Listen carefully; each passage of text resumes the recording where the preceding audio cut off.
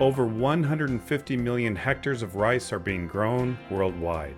That would cover roughly half of India.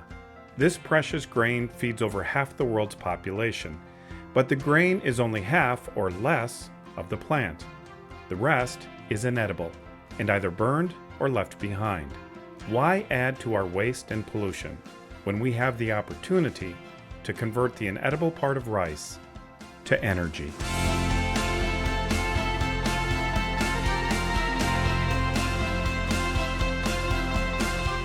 The long-term goal of this project is to improve rice not only for food purposes, that is the grain of the crop, but also to use the waste products or the residues that are produced after crop production for value-added traits. So using the stems and the leaves and the hulls, the covers of the grains, for bioenergy purposes. The essential question that we're trying to ask is how genes regulate the inedible parts of the rice plant, the leaves and the stems. We call this the biomass. We need a faster way to measure how these traits are expressed in the field. That's the phenotype. And understanding the link between the gene and the phenotype will help us connect biomass and bioenergy.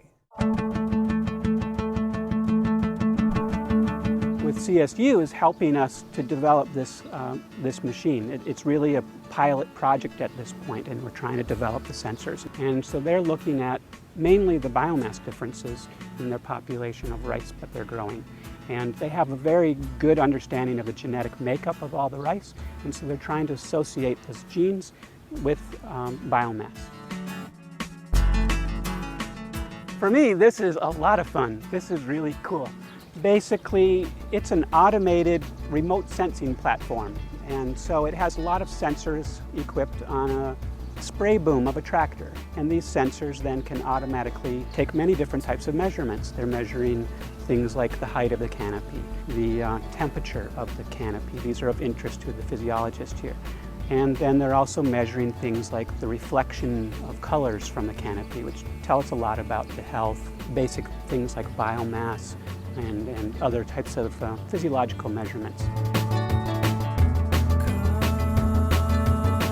Why Colorado State, our colleagues want Erie? Gene bank is one thing I emphasize a lot. Having that gene bank is like a treasure box, right? The other thing is the way we do big scale experiment. I mean, being able to do it at the field level, which we, here, we can look at 100 plants, 500 plants. We can't look at thousands. Right now I'm estimating it can analyze at least 50 plots in about a minute. I can analyze massive fields with thousands of plots within a couple hours, and work that would normally take an entire season. Erie makes interesting crosses, makes interesting populations, and Colorado State University brings quantitative and evolutionary genetic analysis that allows us to identify genes that are responsible for these agronomically important traits.